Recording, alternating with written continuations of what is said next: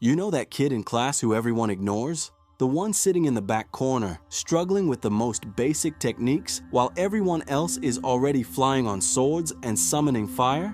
Yeah, that's our main character, and in about 3 minutes, he's going to discover something that will make every genius in his academy look like a complete joke. Look, I'm not going to waste your time here. This manhwa starts with what seems like the most predictable setup ever. Weak kid gets bullied, strong kids laugh at him, teachers ignore him, but then it takes this absolutely insane turn that I did not see coming, and honestly, neither will you. So stick around, because this story goes from 0 to 100 real quick, yo.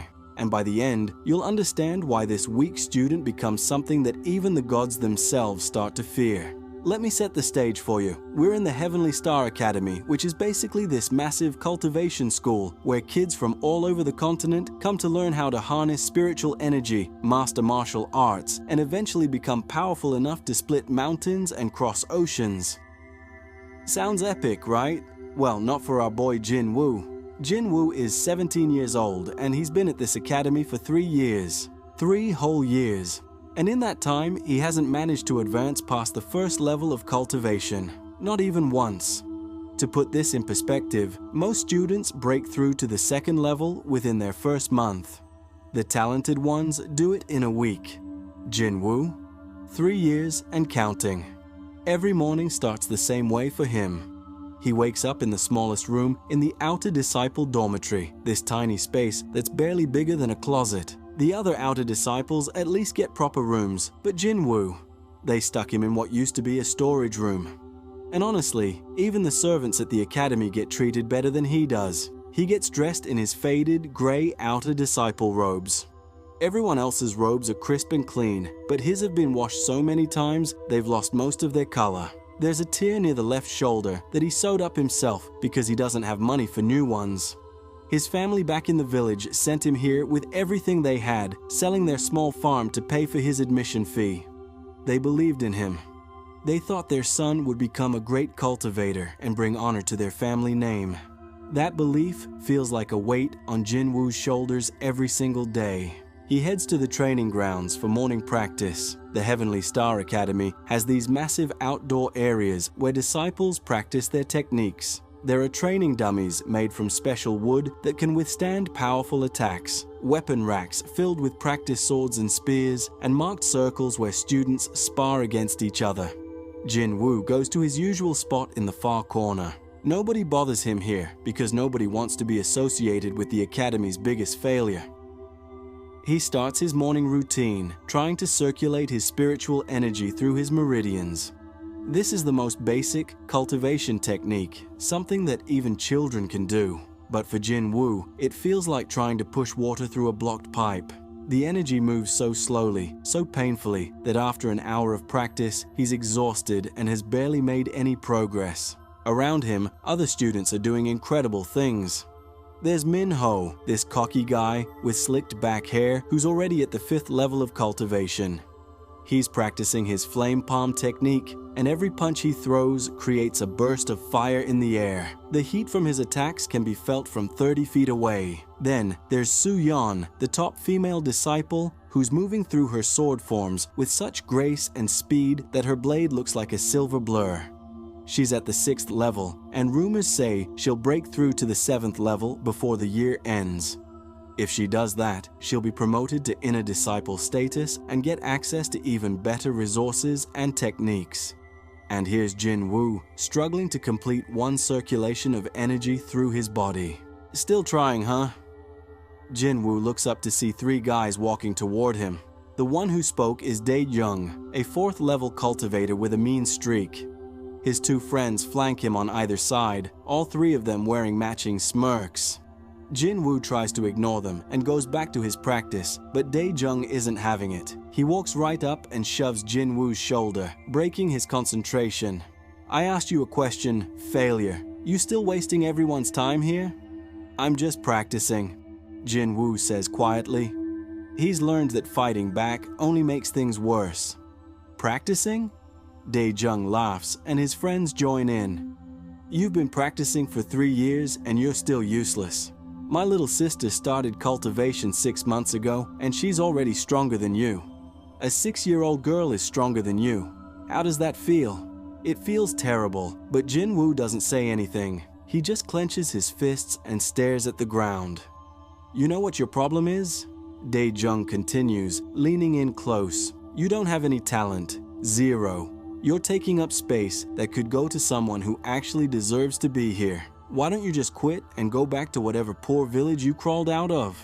The words sting because Jin Woo has thought the same thing himself 1,000 times. Maybe he should quit. Maybe he should stop wasting everyone's time, including his own. But every time he thinks about going home, he imagines his parents' faces. The disappointment. The knowledge that they sacrificed everything for nothing. So he stays.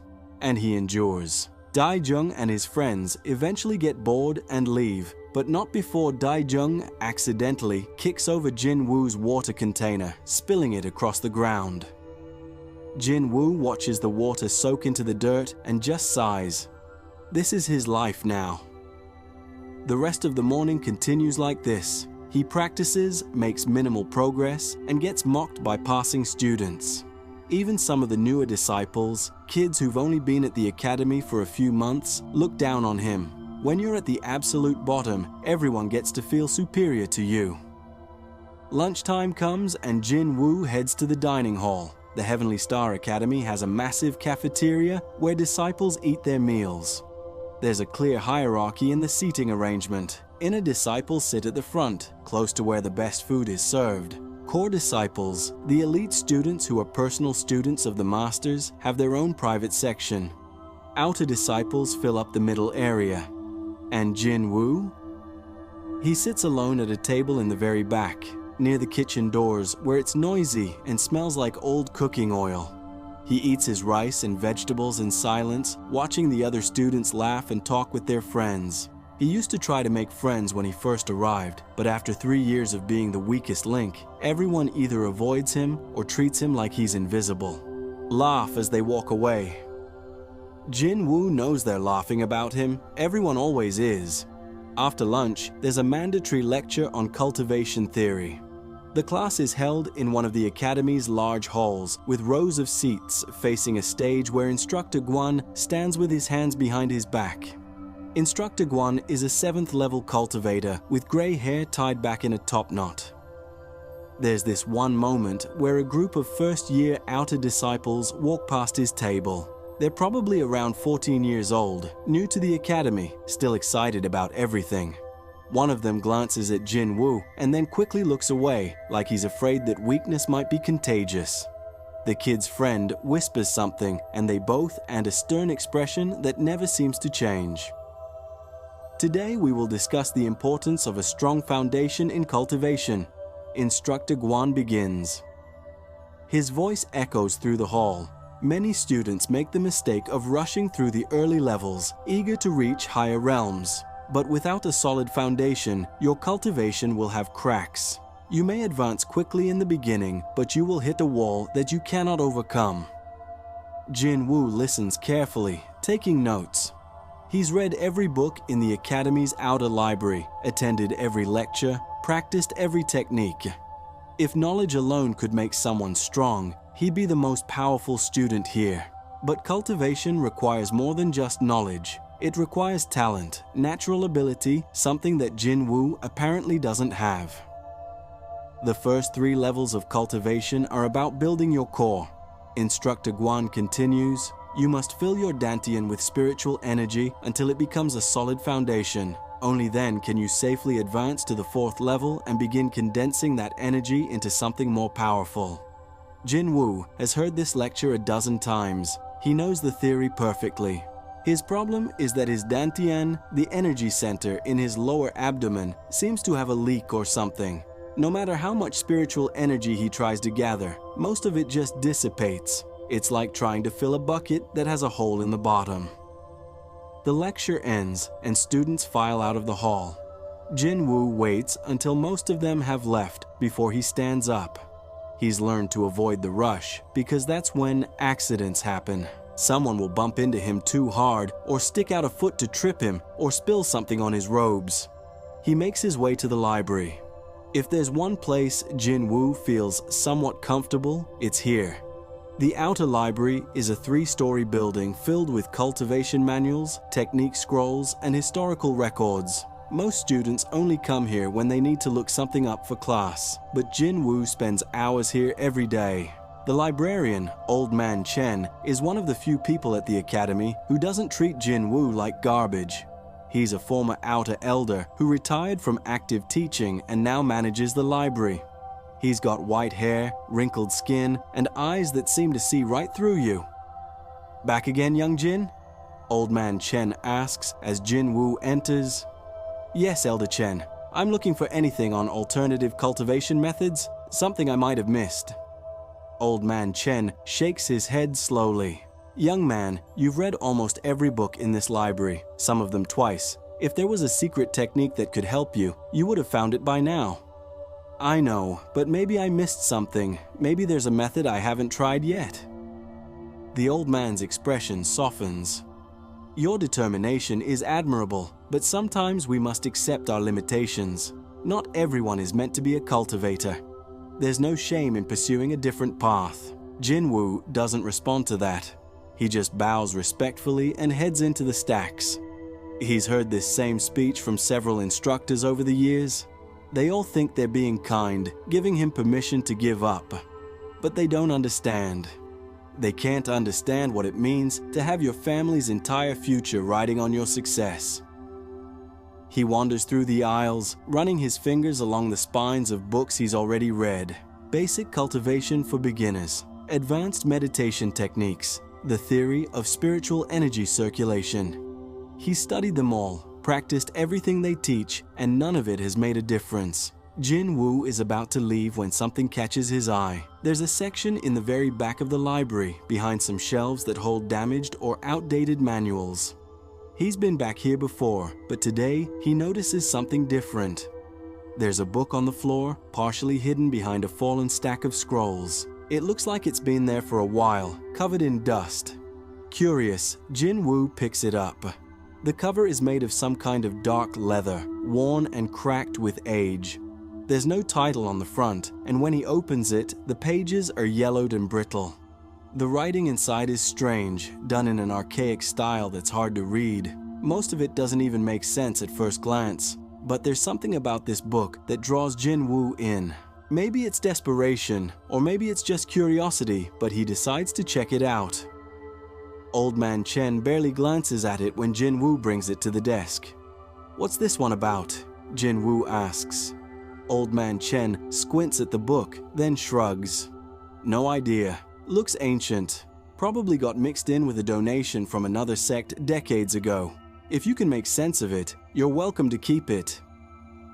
Jin Woo thanks him and leaves the library with the mysterious book tucked under his arm. He's not expecting much from it. After 3 years of disappointment, he's learned to keep his expectations low. But at least it's something new to study, something to occupy his mind. That evening, after dinner, Jin Woo returns to his tiny room and sits on his bed with the book. He lights a small oil lamp because his room doesn't get much natural light and begins trying to decipher the text. The writing style is incredibly old, from at least several hundred years ago. The grammar is different, and many of the characters are versions that aren't used anymore. But Jin Woo is patient. He spent 3 years studying while other disciples were out socializing and having fun. If nothing else, he's learned how to focus. After about an hour, he starts to piece together what the book is about. It's not a normal cultivation manual. Instead, it talks about something called the Primordial Void Technique. The introduction is dramatic and kind of cryptic. In the beginning, before heaven and earth were divided, there was only the void. Empty, silent, infinite. All energy came from nothing and returned to nothing. The cultivators of the modern age gather energy and fill themselves like vessels, but they understand nothing of the true way. To master the void is to master existence itself. Jin Woo frowns as he reads. This doesn't sound like any cultivation method he studied before. Every technique he knows is about gathering spiritual energy from the world and storing it in your dantian. But this book seems to be saying that's the wrong approach. He keeps reading. The next section describes the basic principle of the Primordial Void Technique. Do not gather energy. Do not fill yourself. Instead, empty yourself completely. Become nothing. Become the void. Only when you are truly empty can you contain everything.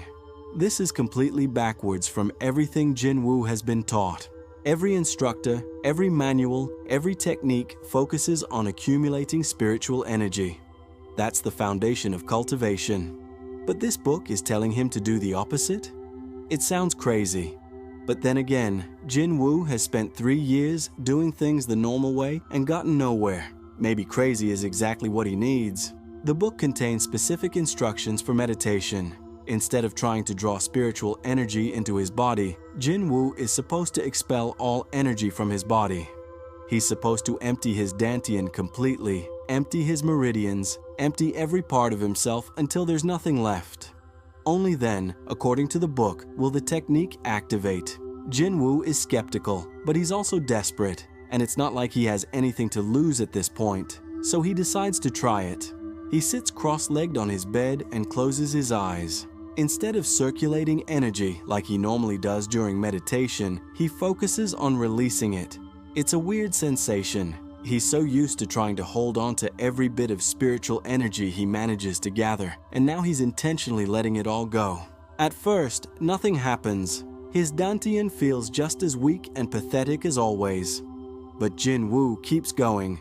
He imagines his entire body becoming empty, a hollow vessel with nothing inside. He releases his breath and imagines releasing everything else with it. His thoughts, his worries, his sense of self. Minutes pass. Then an hour. Jin Woo loses track of time as he sinks deeper into this strange meditation. He's never been able to meditate this deeply before. Usually his mind is too active, too filled with anxiety and frustration. But this technique of emptying himself seems to quiet all of that, and then something changes. Jin Woo feels it in his dantian first. That space that's always felt weak and leaky suddenly feels different. It's not gathering energy. Instead, it feels like it's expanding, growing, becoming deeper and more vast. He can't quite describe the sensation, but it's like his dantian is transforming from a small cup into an endless well. The feeling spreads through his meridians. Those pathways that usually resist the flow of energy are suddenly wide open. Not because energy is pushing through them, but because there's nothing blocking them anymore. They're empty, completely empty, and somehow that makes them stronger. Jin Woo keeps going, following the instructions from the book. He empties himself more and more, letting go of everything. His identity as a failed student, his shame, his anger, his fear. All of it flows out of him until he feels like he's become nothing more than consciousness floating in darkness. And then the void responds. It starts as a tiny sensation in the center of his dantian. Not energy flowing in, but something else. Something that exists beyond normal spiritual energy.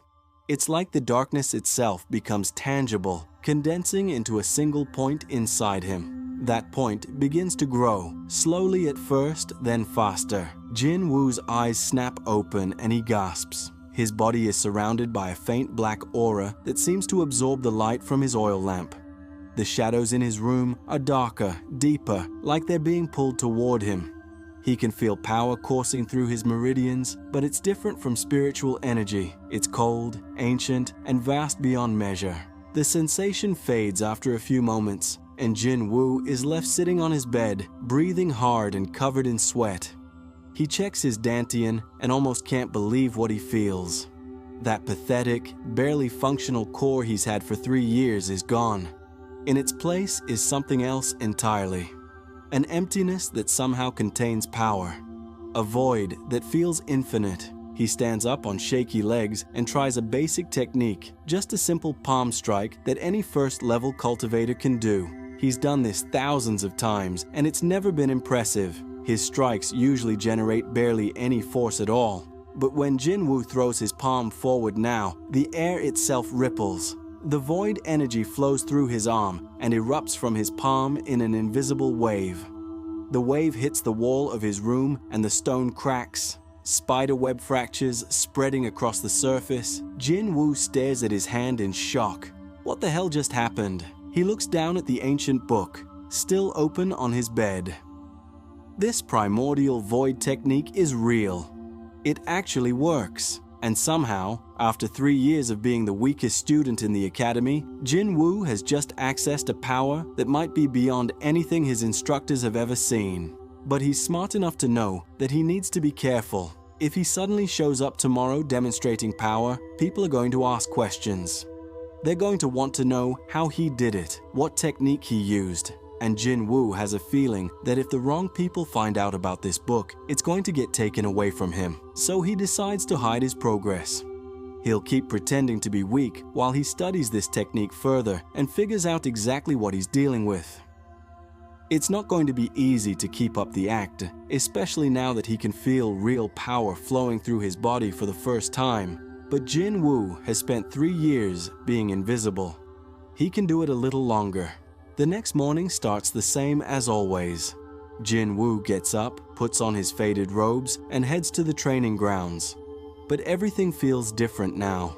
He can sense the spiritual energy in the air around him in a way he never could before. He can feel the power radiating from other disciples as they practice their techniques. And most importantly, he can feel the void energy inside his own dantian waiting to be used. He goes to his usual spot in the corner and pretends to struggle through his morning practice. But now it's an act. When he circulates energy, he has to intentionally do it wrong, intentionally make himself look weak and pathetic. It's actually harder than it sounds because his body wants to do things correctly now. Dae-jung shows up again with his 2 friends, ready for his morning dose of bullying. Jin Woo sees them coming and tenses up. Part of him wants to show them what he can do now. He could probably beat all 3 of them without even trying hard, but he forces himself to stay calm and keep up the act. Still at it, failure? Dae-jung says, shoving Jin Woo's shoulder like he did yesterday. I'm amazed you have the dedication to keep embarrassing yourself like this. Jin Woo just looks at the ground and doesn't respond. Dae-jung keeps talking, getting more and more obnoxious, trying to get a reaction. His friends laugh at every insult. It takes all of Jin Woo's willpower not to do something he'll regret. Finally, they get bored and leave. Jin Woo lets out a breath he didn't know he was holding. This is going to be harder than he thought. The day continues like this. Jin Woo attends his classes, sits alone at lunch, and gets treated like he's invisible or worse. But all the while, he's reading the ancient book whenever he gets a chance and practicing the Primordial Void Technique in private. He discovers that the book contains multiple stages of the technique. The first stage, which he completed last night, is called Opening the Void. It's just the beginning. There are 9 stages in total, each one more powerful than the last. The names alone sound incredible. Void Walking, Void Manifestation, Void Domain, and eventually something called Becoming the Primordial. Jin Woo spends every free moment studying and practicing. He skips meals sometimes, too focused on his training to care about food. He stays up late into the night, meditating and pushing himself to understand the deeper principles of the technique. The book is written in a way that's part instruction manual and part philosophy text, and Jin Woo finds himself fascinated by both aspects. According to the book, normal cultivation is flawed because it treats spiritual energy as something to be possessed. Cultivators gather energy and store it like they're filling a container. But the Primordial Void Technique operates on a completely different principle. It teaches that true power comes from emptiness, from becoming a space that can contain anything and everything. The void is not weakness, the book says. The void is potential. It is infinite possibility. A cup can only hold so much water, but the ocean contains all water. Empty yourself and become the ocean. Jin Woo has never read anything like this before. It's profound in a way that the standard cultivation manuals aren't. Those books are all about techniques and power levels and advancement, but this book is about understanding the fundamental nature of energy and existence itself. A week passes, then 2 weeks. Jin Woo continues his double life, playing the role of weakest student during the day and training in secret at night. He advances to the second stage of the Primordial Void Technique, called Void Walking. This stage allows him to move void energy outside of his body and manipulate it at a distance. One night, he practices in his room, extending his hand and watching as black tendrils of void energy curl around his fingers like smoke. The energy feels alive somehow, responsive to his thoughts. He can shape it, direct it, make it solid, or let it dissipate. The control is intoxicating, but during the day, he still acts like he can barely manage a basic energy circulation. He still sits alone at lunch. He still gets mocked and pushed around, and it's starting to wear on him. There's this moment during combat practice class where students pair up to spar. Jin Woo, as always, is the last one picked. He ends up partnering with a newer outer disciple named Tai Min, a cocky 15-year-old who's at the second level of cultivation and thinks he's hot stuff. "Try not to embarrass yourself too much," Tai Min says as they face each other in one of the sparring circles. Other students gather around to watch, probably expecting this to be a quick and humiliating match for Jin Woo. The instructor, a burly man named Master Yoon, signals for them to begin. Tai Min immediately attacks, throwing a punch charged with spiritual energy. It's a basic technique, nothing fancy, but it should be enough to overwhelm someone at Jin Woo's supposed level. Jin Woo has to force himself to dodge clumsily and take the hit on his shoulder. The impact spins him around, and he falls to the ground. It doesn't actually hurt him much anymore, not with void energy strengthening his body, but he pretends it does. He stays down for a moment, selling the act. "Get up," Master Yoon calls out. Again. Jin Woo climbs to his feet. They reset and go again. This time, Tai Min uses a palm strike. Jin Woo blocks it, but intentionally does it wrong, so that he gets sent sliding backward across the circle. Students laugh. Someone makes a comment about how Jin Woo should just give up. And something inside Jin Woo snaps. Just for a second, he stops holding back. When Tai Min comes at him with another punch, Jin Woo's body moves on instinct. He sidesteps the attack smoothly, far faster than anyone expects, and his hand shoots out to tap Tai Min's chest.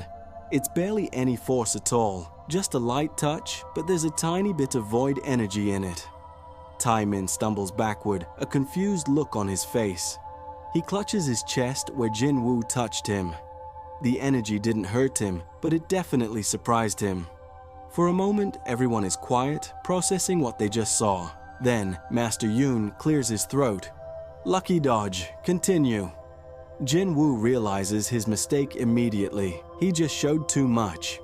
He goes back to acting weak for the rest of the match, letting Tai Min land several more hits before the instructor calls it. But he notices a few students looking at him differently now. That one moment of competence has made them curious. After class, Jin Woo is heading back to his room when someone calls out to him. He turns to see Soo Yeon, the top female disciple, walking toward him. She's tall and graceful, with long black hair tied back in a ponytail and sharp, intelligent eyes.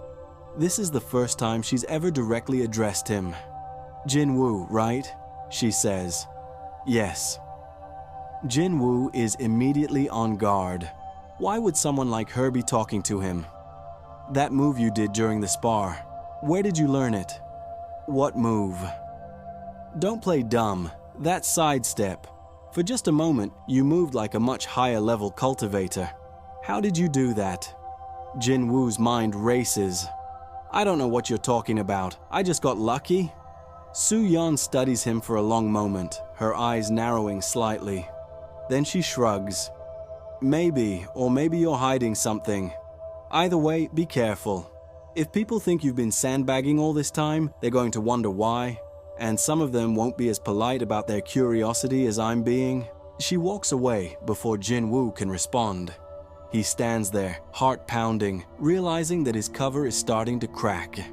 He's going to have to be even more careful from now on. That night, Jin Woo meditates and pushes himself to advance to the third stage of the Primordial Void Technique. The third stage is called Void Manifestation, and it's a big step up from the previous stages. It allows him to create solid constructs out of void energy, weapons, shields, anything he can imagine. The process of breaking through to the third stage is intense. Jin Woo sits in meditation for hours, sinking deeper and deeper into the void within himself. He has to expand his dantian even further, making it vast enough to contain the power required for this stage. The sensation is overwhelming. It feels like he's falling into an endless abyss inside his own body, and then he breaks through. Power floods his system, so much that he gasps out loud. The black aura appears around his body again, darker and thicker than before. The shadows in his room come alive, writhing like living things. For a moment, Jin Woo thinks he's lost control, that the power is going to consume him. But then he reaches out with his will and commands the void energy to obey him. The shadows immediately respond, forming into shapes according to his thoughts. He creates a sword made of solid darkness, holding it in his hand and marveling at how real it feels. The blade is cold to the touch, and when he swings it through the air, it cuts without making a sound. Jin Woo is so caught up in testing his new abilities that he doesn't notice the time passing. Before he knows it, the sun is starting to rise. He's been practicing all night. He quickly dismisses the void sword and tries to look as tired and weak as possible before heading out for morning practice. The next few days are tense. Jin Woo can feel people watching him more closely now. Su Yan isn't the only one who noticed that moment during the spar. Other students are paying attention to him in a way they never did before. Some of them seem curious, others suspicious. Dae-jung, in particular, seems to sense that something is different. One morning, he approaches Jin Woo with a nasty smile on his face. "You know what, failure? I've been thinking. You've been here for 3 years and you're still completely useless. That's actually kind of impressive in its own way. Most people who are this talentless quit after a few months, but you just keep coming back for more humiliation." Jin Woo doesn't respond. He's learned that engaging with Dae-jung only makes things worse. "So I've decided to do you a favor," Dae-jung continues. "I'm going to beat you so badly in front of everyone that you'll have no choice but to finally leave the academy. Think of it as me helping you face reality." "I don't want any trouble," Jin Woo says quietly. "Too bad. Tomorrow during free practice time, you and me are going to have a match, and I'm going to make sure everyone sees what a complete waste of space you are." Dae-jung walks away, leaving Jin Woo standing there. Several other students heard the challenge, and by lunchtime, everyone in the outer sect knows about it. Jin Woo becomes the subject of gossip and speculation. Some students are taking bets on how quickly he'll lose. The general consensus seems to be less than 30 seconds. Jin Woo knows he should probably avoid this fight. He could just not show up, or he could go to an instructor and report that Dae-jung is harassing him. But part of him is tired of running, tired of hiding. He spent 3 years being everyone's punching bag, and now he has real power, power that nobody knows about. Maybe it's time to stop hiding. That night, Jin Woo makes a decision. He's going to accept the challenge, and he's going to show everyone exactly what he's become. The risk is huge, because once people see what he can do, they're going to have questions. They're going to want to know how he got so strong. But Jin Woo is exhausted from pretending to be weak. Just this once, he wants to stand up for himself. He spends the evening preparing. He practices his techniques, getting used to the flow of void energy through his body. He reviews the principles of the Primordial Void Technique, making sure he understands how to use it effectively in combat. And he steels himself for what's going to happen tomorrow. The next day arrives. Free practice time is in the afternoon, and by the time it rolls around, it seems like every outer disciple in the academy has gathered at the training grounds to watch. Jin Woo walks through the crowd, and people part to let him through. He can hear them whispering, placing bets, making jokes at his expense. Dae-jung is already waiting in the center of one of the large sparring circles. He's surrounded by his friends, all of them looking confident and excited. When Dae-jung sees Jin Woo approaching, he grins. "There he is. I was worried you might chicken out." Jin Woo steps into the circle, and an instructor notices what's happening. Master Yoon pushes through the crowd with an annoyed expression on his face. "What's going on here?" he demands. "Just a friendly sparring match, Master," Daijung says innocently. "Jin Woo agreed to help me practice some techniques." Master Yoon looks at Jin Woo. "Is this true?" Jin Woo nods. "Yes, Master." The instructor clearly doesn't believe it's that simple, but he's not going to turn down a chance to see students practice. "Fine, but keep it clean. This is practice, not a death match." He steps back, and Jin Woo and Daejung face each other across the circle. The crowd goes silent. Jin Woo can see Min Ho and several other higher-level outer disciples watching with interest. Even a few inner disciples have come to see what the commotion is about. Dae-jung cracks his knuckles. "Ready to finally quit the academy, failure?" Jin Woo doesn't respond. He just drops into a fighting stance. It's a proper stance this time, none of the sloppy posture he usually uses to hide his abilities. Dae-jung notices and his grin falters slightly. "Begin," Master Yoon calls out. Dae-jung doesn't waste time. He charges forward, his right fist glowing with spiritual energy as he prepares his favorite technique, the mountain-crushing fist. It's a 4th level technique that should easily overwhelm someone like Jin Woo. But Jin Woo isn't the same person anymore. As Dae-jung's fist comes toward his face, Jin Woo moves. Not with spiritual energy, but with void energy. His body becomes as light as a shadow, and he slips to the side, dodging the punch so smoothly that it looks effortless. Dae-jung stumbles past, off balance from expecting his fist to connect. Before he can recover, Jin Woo strikes. His palm touches Dae-jung's back, and void energy flows from his hand into Dae-jung's body. The effect is immediate and dramatic. Dae-jung's spiritual energy is disrupted, scattered by the void energy invading his meridians. He falls to his knees, gasping, unable to circulate his energy properly.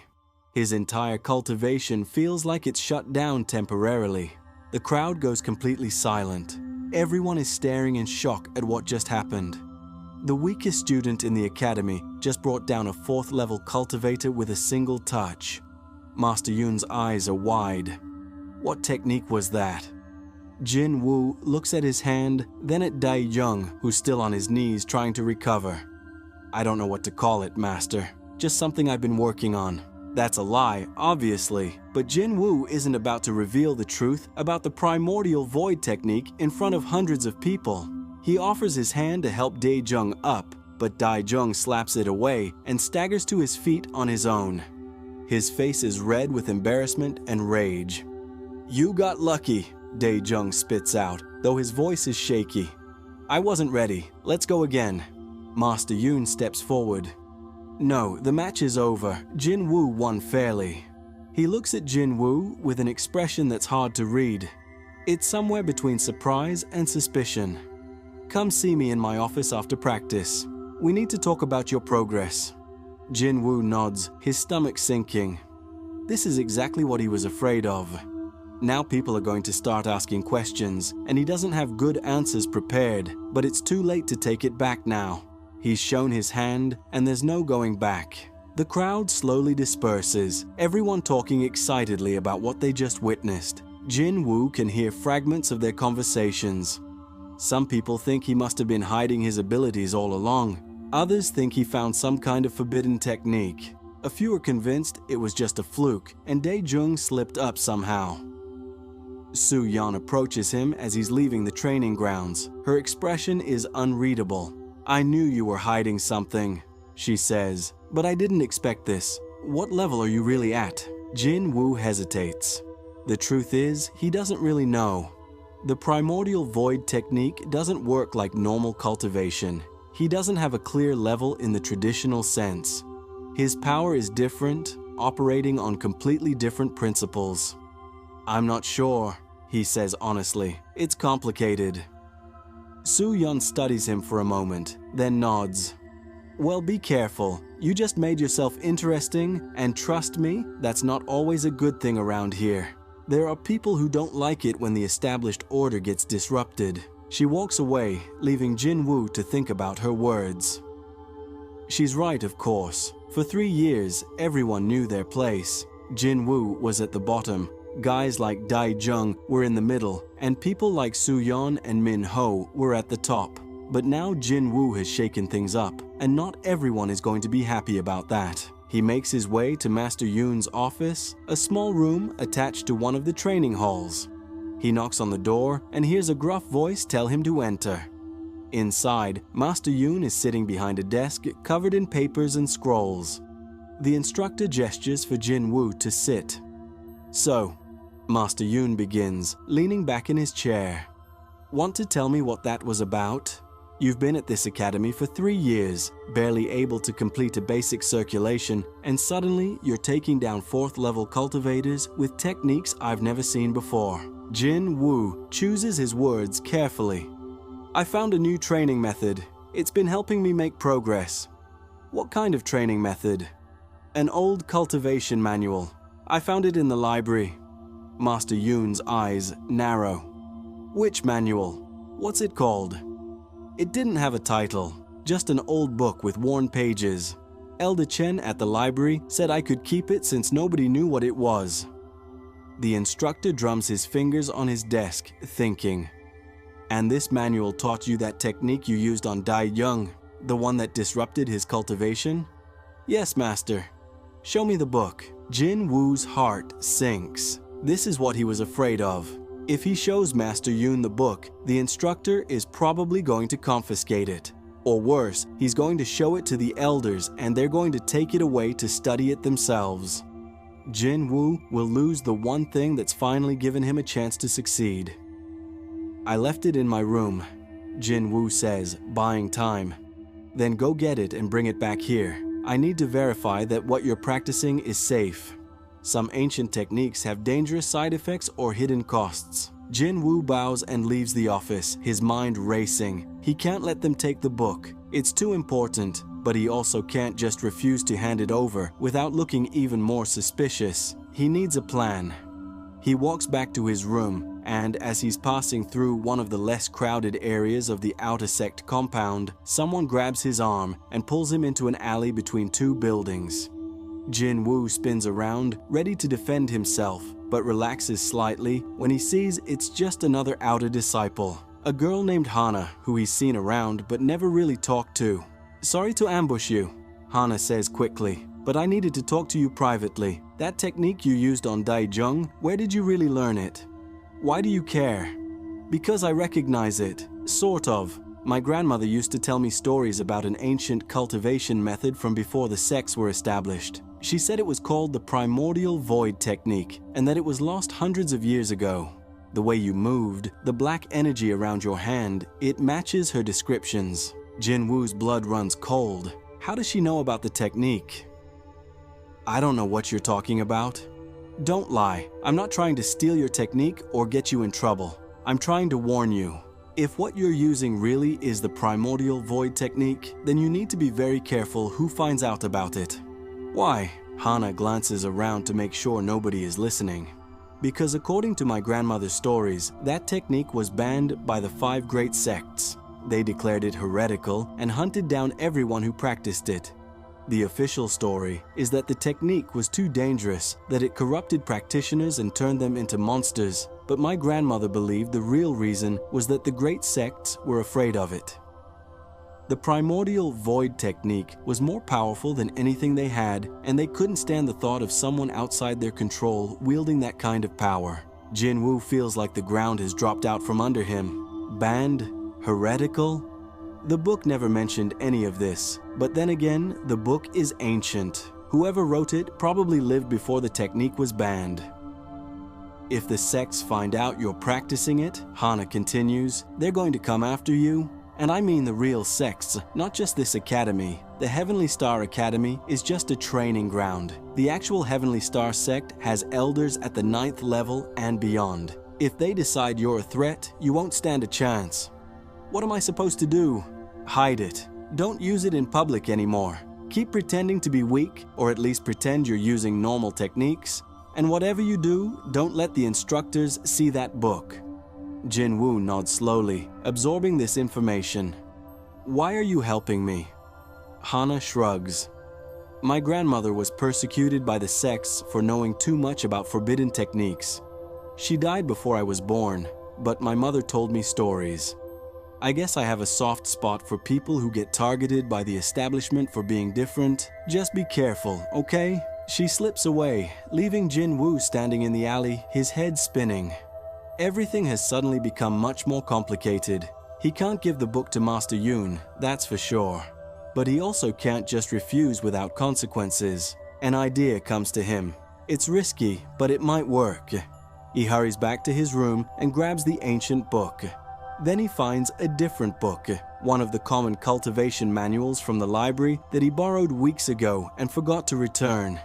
He takes both books and heads to the area behind the dormitories where there's a small fire pit that disciples sometimes use for burning trash. Jin Woo starts a fire and waits until it's burning steadily. Then he takes the common cultivation manual and carefully burns just the cover and a few pages from the middle, making it look damaged but still partially readable.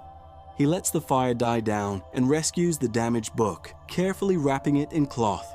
The ancient book with the Primordial Void Technique he hides. There's a loose stone in the wall of his room behind a small shelf. He discovered it months ago, but never had anything important enough to hide there. Now he carefully places the book in the hollow space behind the stone and pushes it back into place. Unless someone knows exactly where to look, they'll never find it. Then Jin Woo takes the damaged cultivation manual and heads back to Master Yoon's office. He knocks on the door and enters when called. "Master, I'm sorry. There was an accident. I had left the book near a candle in my room, and when I got back, part of it had caught fire. I tried to save what I could." He presents the damaged book. Master Yoon takes it and examines it with a frown. The book is a fairly standard manual on energy circulation techniques. Nothing special or forbidden about it. "This is the book you learned that technique from?" Master Yoon sounds skeptical. "Yes, Master. There was a section in the middle about disrupting an opponent's energy flow. It must have been in the part that burned." It's a weak lie, and Jin Woo can tell Master Yoon doesn't fully believe him. But without evidence to the contrary, the instructor can't really prove anything. He sets the damaged book aside and sighs. "Jin Woo, I'm going to be honest with you. Something doesn't add up here, but I'm not going to push the issue for now. However, I am going to be watching you closely. If I see any signs that you're practicing something dangerous or forbidden, I will report it to the elders. Understood?" "Yes, Master." "Good. You're dismissed." Jin Woo leaves the office, relieved but also aware that he's now on thin ice. Master Yoon suspects something, and if Jin Woo makes any more mistakes, the instructor is going to investigate further. He needs to be much more careful from now on. Over the next few weeks, Jin Woo goes back to keeping a low profile. He doesn't use his void techniques in public anymore. During practice sessions, he makes sure to only show marginal improvement, like he's slowly getting better through hard work, rather than suddenly becoming powerful. It's frustrating because he wants to test his abilities to see what he's really capable of, but he knows patience is necessary. But even without openly displaying his power, things are different now. Students no longer treat him like he's completely invisible. Some of them are curious about him, wondering if he really did hide his abilities all this time or if something else is going on. Others, like Dae-jung, are actively hostile. Dae-jung glares at Jin Woo whenever they cross paths, clearly planning some kind of revenge for the humiliation.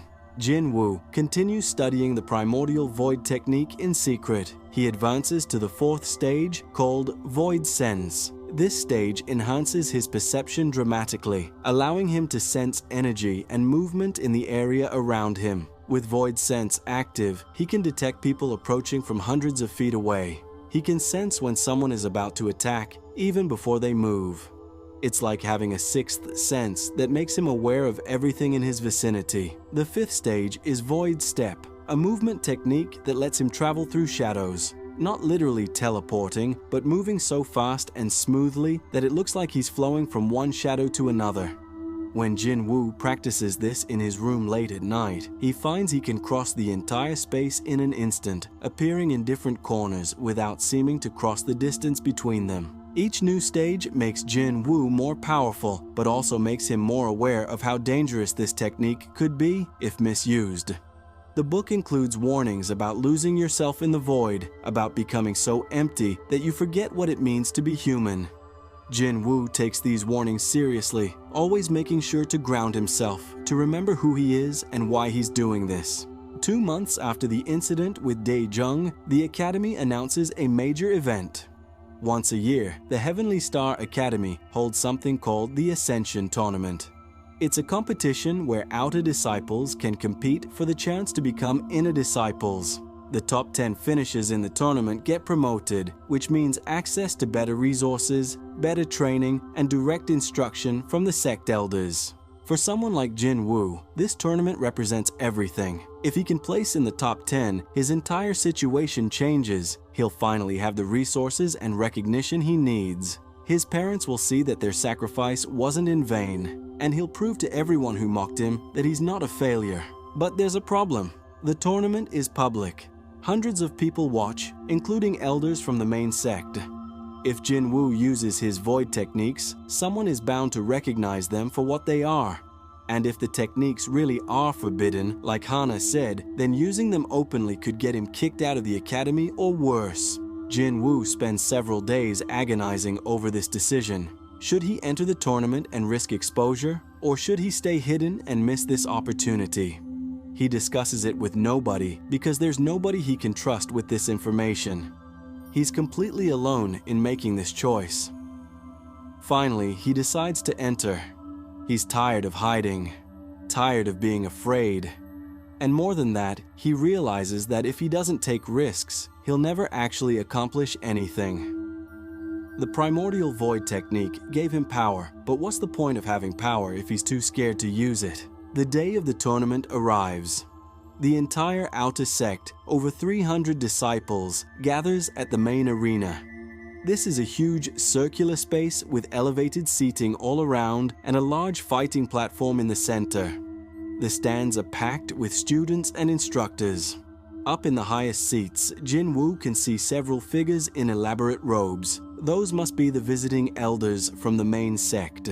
The tournament format is straightforward. All outer disciples who want to compete put their names in, and matches are randomly selected. You fight until you lose, and the 10 disciples who win the most matches before being eliminated get promoted to inner disciples. It's brutal and exhausting, with some disciples potentially having to fight a dozen times or more. Jin Woo registers and receives his number.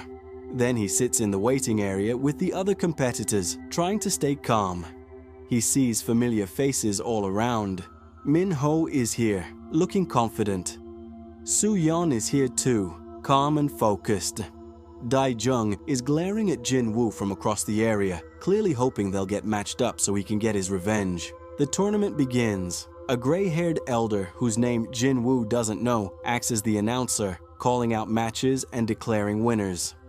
The first few matches are between disciples Jin Woo doesn't know well, but they're all impressive. These are people who've taken their cultivation seriously, who've worked hard to reach the 2nd or 3rd level. Their techniques are solid, their movements practiced. Jin Woo watches and learns, studying how they fight, looking for patterns and weaknesses. He notices that most disciples rely heavily on a few favorite techniques. They've drilled these moves until they're second nature, which makes them fast and powerful, but also predictable. If Jin Woo can recognize their patterns, he can counter them. His name is finally called for his first match. Jin Woo versus Lee Sung. Jin Woo walks onto the platform. Lee Sung is already there, a stocky guy at the 3rd level of cultivation who specializes in earth element techniques. He looks at Jin Woo with a mixture of curiosity and caution. Everyone has heard the story about how Jin Woo took down Dae-jung, so nobody is completely underestimating him anymore. The elder signals for the match to begin. Lee Sung immediately stomps his foot on the platform and earth energy ripples outward. Stone spikes erupt from the ground, rushing toward Jin Woo in a line. It's a good technique, fast and hard to dodge, but Jin Woo activates Void Step. He seems to blur, moving to the side so quickly that the stone spikes miss him completely. Before Lee Sung can react, Jin Woo is right in front of him. Jin Woo's palm strikes Lee Sung's chest and void energy flows into him, disrupting his cultivation. Lee Sung drops to one knee, gasping. The match is over in less than 10 seconds. The crowd goes silent for a moment, then erupts in shocked murmurs. Jin Woo just won his first tournament match with the same overwhelming speed he used against Dai Jung. He steps off the platform and returns to the waiting area. He can feel hundreds of eyes on him now. The visiting elders up in their special seats are leaning forward, talking among themselves and pointing at him. This is exactly the kind of attention Jin Woo was hoping to avoid, but it's too late now. More matches happen. Jin Woo watches as Su Yeon wins her first match with an elegant display of sword techniques. Min Ho wins his with an explosive fire palm attack.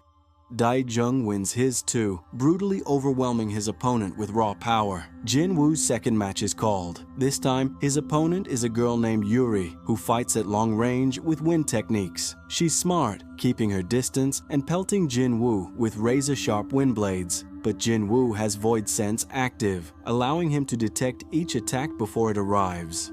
He dodges smoothly, closing the distance between them. When he gets close enough, he uses Void Manifestation to create a shield of solid darkness that blocks her techniques. Then he sweeps her legs and taps her shoulder with Void Energy, ending the match. Another quick victory. The crowd is really paying attention now.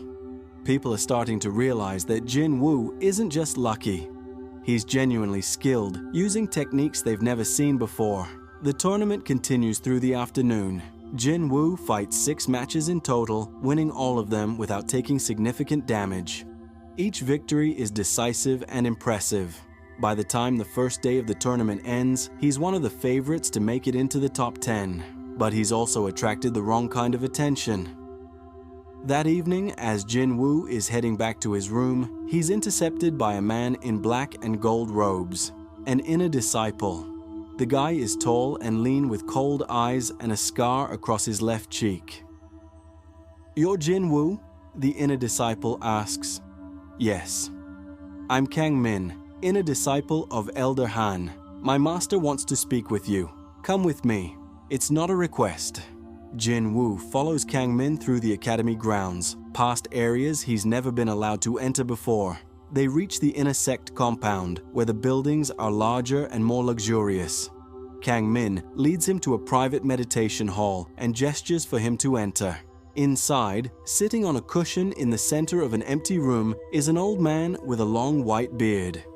He's wearing the robes of a sect elder, dark blue with silver embroidery.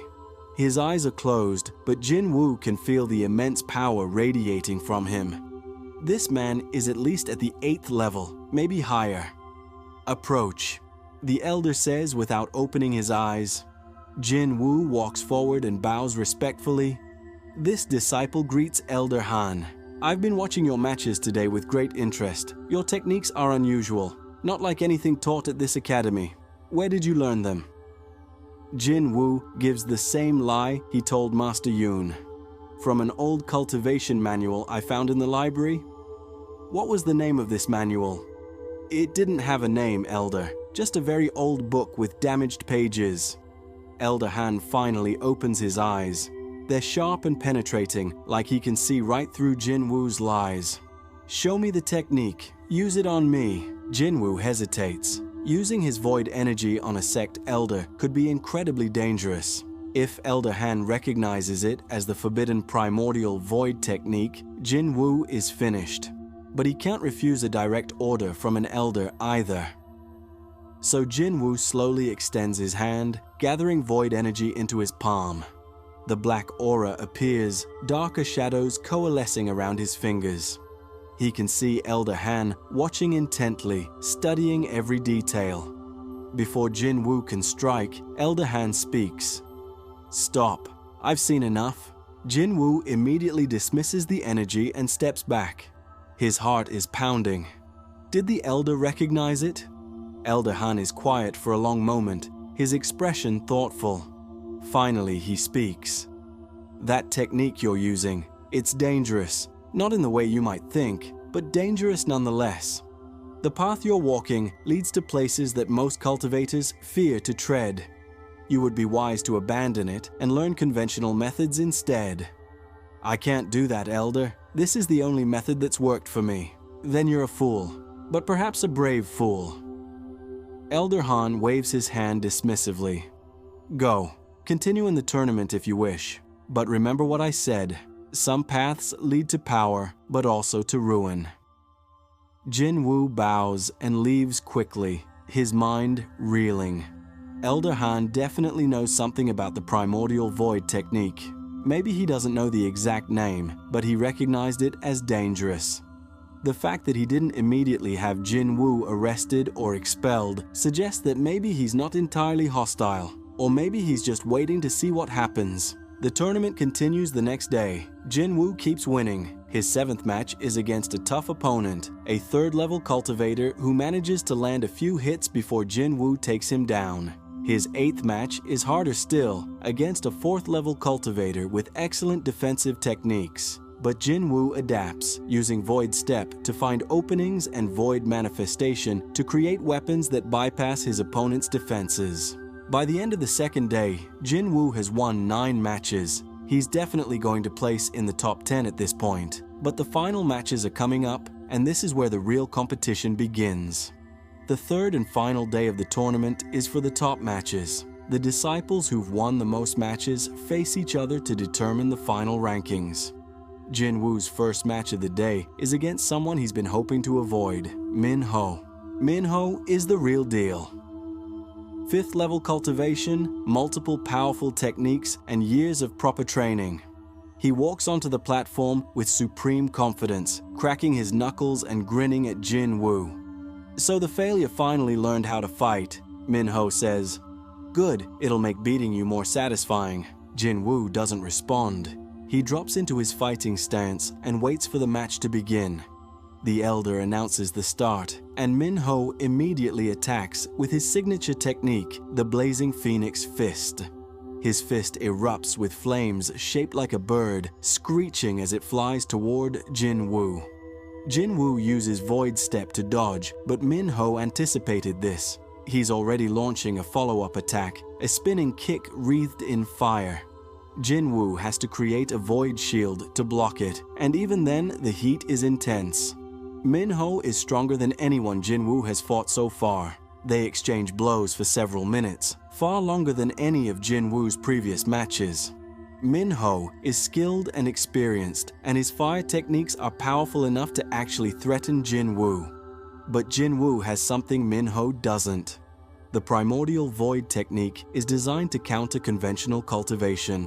Where Min Ho's energy is hot and explosive, Jin Woo's is cold and consuming.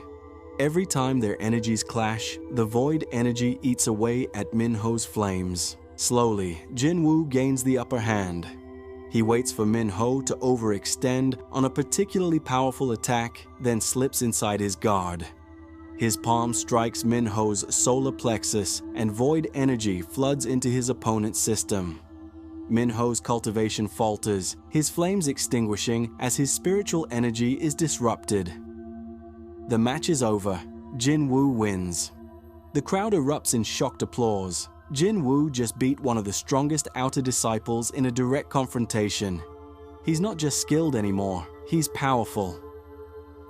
Min Ho stares at Jin Woo with a mixture of anger and respect.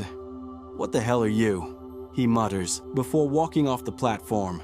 Jin Woo's next match is against Su Yan. She's been winning all her matches too, and now they're facing each other. As they stand on the platform, Su Yan gives Jin Woo a small smile. "I knew there was something special about you," she says, "but I didn't think you'd make it this far. Let's make this a good match."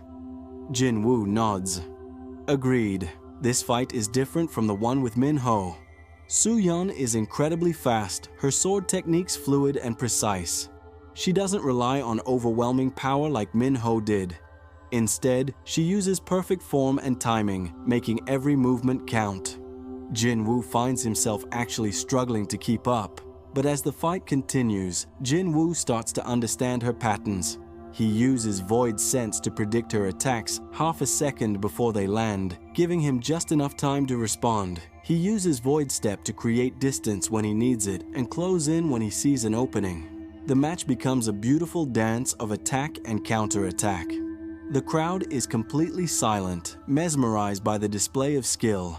Both fighters are giving everything they have, neither one willing to back down. Finally, Jin Woo sees his chance.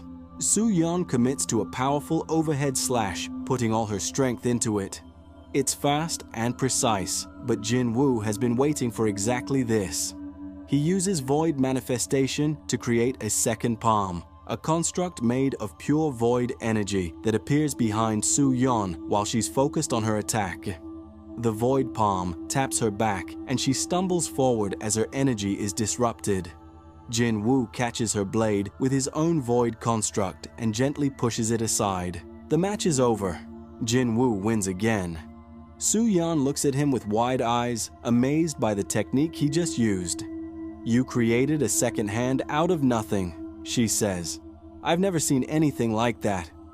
"You were incredible," Jin Woo says honestly. "I almost lost." Soo-yeon sheathes her sword and bows respectfully. "Next time, you won't be so lucky." The tournament concludes with a few more matches to determine the exact rankings. Jin Woo fights 2 more times, winning both matches. When everything is tallied up, Jin Woo has placed 3rd overall. 3rd out of over 300 outer disciples. He's earned his promotion to inner disciple status, along with everything that comes with it. The closing ceremony is held that evening. The 10 disciples who placed in the top 10 line up on the platform while sect elders present them with new robes and congratulate them. When Jin Woo receives his inner disciple robes, deep blue with silver trim, he can hardly believe it's real. 3 months ago, he was the weakest student in the academy. Now he's an inner disciple. But as Jin Woo is leaving the ceremony, he notices something troubling. There's a man standing at the edge of the arena, watching him intently. The man is wearing black robes with red trim, the colors of the Blood Moon sect. That's one of the 5 great sects, the ruling powers of the cultivation world. The man makes eye contact with Jin Woo and smiles.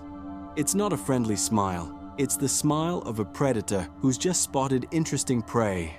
Then the man turns and walks away, disappearing into the crowd. Jin Woo feels a chill run down his spine. His victory in the tournament was supposed to be a good thing, but he's starting to realize that becoming powerful comes with a price. People notice you, dangerous people, and once you're on their radar, you can't go back to being invisible. That night, Jin Woo lies in his new room in the inner disciple compound. It's much larger than his old room, with actual furniture and proper lighting. But he can't sleep. He keeps thinking about that man from the Blood Moon sect, about Elder Han's warning, about all the attention he's attracted. He pulls out the ancient book and reads through it again, looking for answers. The later stages of the Primordial Void Technique are even more powerful than what he's learned so far. Stage 6 is Void Domain, which creates an area where Jin Woo has absolute control. Stage 7 is Void Body, which transforms his physical form into something beyond human. Stage 8 is Void Soul, which touches on concepts Jin Woo can barely comprehend. And Stage 9, the final stage, is simply called Becoming the Primordial. The book includes a warning before the description of the 9th stage. To reach this stage is to cease being human. You will become the void itself, eternal and infinite. Consider carefully whether this is truly what you seek. Jin Woo closes the book and stares at the ceiling. He's come so far, but he's starting to realize his journey is just beginning. The tournament was just a small pond. The real world of cultivation is an ocean filled with dangers he can't even imagine yet. Over the next few months, Jin Woo's life changes dramatically. As an inner disciple, he has access to resources and training that outer disciples can only dream of. He gets a personal instructor, Master Cho, who's a 6th level cultivator specializing in combat techniques. He gets access to the inner library, which contains advanced cultivation manuals and rare texts. And he gets a monthly stipend of spirit stones, crystallized energy that can be used to speed up cultivation. But he also faces new challenges. The inner disciples are a different breed from the outer disciples. These are serious cultivators, most of them from powerful families or talented enough to have earned their place. They're competitive, ambitious, and not particularly welcoming to someone like Jin Woo, who came from nothing.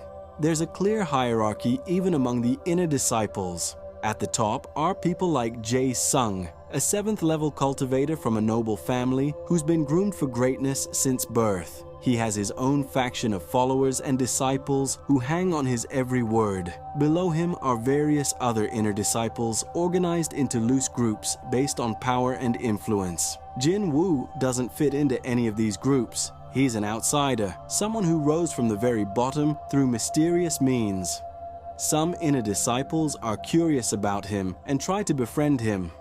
Others see him as a threat to the established order and actively work against him. And a few, like Jae Sung, simply ignore him as beneath their notice. Jin Woo focuses on his training. He continues practicing the Primordial Void Technique in secret while going through the motions of normal cultivation training with Master Cho. It's exhausting maintaining this double life, but necessary. He still hasn't forgotten about the man from the Blood Moon sect, and he knows that revealing his true abilities could bring unwanted attention from the great sects.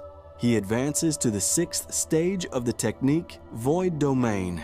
This is a massive leap in power. When he activates it, an area of about 50 feet around him becomes his domain. Within this space, Jin Woo can manipulate void energy freely, creating constructs, disrupting techniques, even altering the flow of time slightly. It's like having complete control over a small section of reality. But the power comes with a cost. Each time Jin Woo uses Void Domain, he feels himself becoming a little more distant from normal human emotions. The void inside him grows stronger, threatening to consume his sense of self. He has to actively fight against it, reminding himself who he is and why he's doing this. 6 months after the tournament, the Academy announces something that changes everything. The 5-sect alliance is hosting a grand competition, inviting disciples from all the major sects and academies across the continent. It's called the Rising Dragon Tournament, and it only happens once every 10 years. The winners receive incredible prizes, rare cultivation resources, personal instruction from sect patriarchs, and most importantly, the chance to join one of the 5 great sects as a core disciple. This is the opportunity of a lifetime. Core disciples of the great sects are treated like royalty, given access to the most powerful techniques and resources in the world. Many of them go on to become sect elders or even patriarchs themselves. It's a path to true power and prestige. But there's a catch. The tournament isn't like the Ascension tournament at the Academy. This is a real competition against the best young cultivators in the entire continent. People who've been training since childhood, who have perfect techniques and bloodline abilities. Going up against them would be like a small fish entering an ocean full of sharks. Master Cho calls Jin Woo to his office to discuss whether he should enter. The old master looks at Jin Woo seriously across his desk. "You've made remarkable progress," Master Cho says. "In the 6 months since you became an inner disciple, you've advanced from the 1st level to what appears to be the 4th level of cultivation. That's unheard of. But the Rising Dragon Tournament is in a different league entirely. The competitors there will be at the 5th, 6th, even 7th level. Some of them will be young masters from ancient families with bloodlines and secret techniques. You could get seriously hurt or even killed." "I want to enter anyway," Jin Woo says without hesitation. Master Cho sighs. "Why? What are you trying to prove?" "I'm not trying to prove anything. I just know that if I don't take opportunities when they come, I'll never reach my goals. I've spent too long being weak and afraid. I'm not going back to that." The master studies Jin Woo for a long moment, then nods. "Very well. I'll submit your name. But Jin Woo, please be careful. I've seen too many talented young disciples die because they didn't know when to retreat." The Rising Dragon Tournament is held in the capital city, a massive metropolis called Azure Heaven City. The Heavenly Star Academy sends a delegation of 20 inner disciples, including Jin Woo. They travel for a week by flying boat, a massive vessel powered by arrays and piloted by sect elders. Jin Woo spends most of the journey studying and meditating. He's still working on mastering the 6th stage of the Primordial Void Technique, and he knows he'll need every advantage he can get. Around him, the other disciples from his academy socialize and talk strategy. Jae Sung holds court with his followers, confident that he'll dominate the tournament. Soo Yeon sits quietly, meditating with her sword across her lap. Min Ho practices his fire techniques on the deck, showing off for anyone who'll watch. When they finally arrive at Azure Heaven City, Jin Woo is amazed by the scale of everything. The city is enormous, with buildings that stretch hundreds of feet into the sky. The streets are packed with cultivators from all over the continent, their robes displaying the colors and symbols of dozens of different sects. The spiritual energy in the air is so dense that Jin Woo can taste it, far richer than anything at the academy. The tournament is being held at the Grand Colosseum, an ancient structure at the heart of the city. It's a massive circular arena that can hold over 100,000 spectators. When Jin Woo sees it for the first time, he feels both excited and terrified. This is where he'll be fighting, in front of more people than he's ever seen in his life. The Heavenly Star Academy delegation is assigned quarters in one of the many compounds surrounding the Colosseum. Each sect and academy gets their own building, and the compounds are arranged by prestige. The 5 great sects have the largest and most luxurious quarters, positioned closest to the Colosseum. Smaller sects and academies like Heavenly Star are further out with more modest accommodations. Jin Woo shares a room with 3 other inner disciples, none of whom talk to him much. They're friendly enough, but they clearly don't see him as competition. In their minds, Jin Woo is still the former failure who got lucky. They don't know about the Primordial Void Technique, don't understand what he's really capable of. That's fine with Jin Woo. He prefers being underestimated. The opening ceremony is held the night before the tournament begins. All the participants gather in the Colosseum, while sect leaders and city officials give speeches from elaborate boxes high above the arena floor. Jin Woo stands with the other Heavenly Star disciples, but his attention is on the other competitors. There are hundreds of them, all young cultivators between the ages of 15 and 25. The talent on display is staggering. Jin Woo can sense cultivators at the 6th and 7th level scattered throughout the crowd. One group from the Crimson Blade sect all radiate killing intent so thick it's almost visible. Another group from the Jade Lotus sect moves with perfect grace, their every gesture refined and deliberate. And then there are the representatives from the 5 great sects. These are the elite, the absolute best of the best. They stand apart from everyone else, radiating confidence and power. Jin Woo's eyes are drawn to a young man wearing the black and red robes of the Blood Moon sect. He's tall and lean with silver hair despite appearing to be only about 20 years old. The power emanating from him is incredible, easily at the 8th level or maybe even higher. As if sensing Jin Woo's gaze, the silver-haired young man turns and looks directly at him. Their eyes meet across the crowded arena. The young man smiles slightly, the same predatory smile Jin Woo saw on that Blood Moon sect observer months ago. Then he turns away, dismissing Jin Woo as unimportant. But Jin Woo felt something in that brief exchange. Recognition. The young man knows about him, knows about his techniques.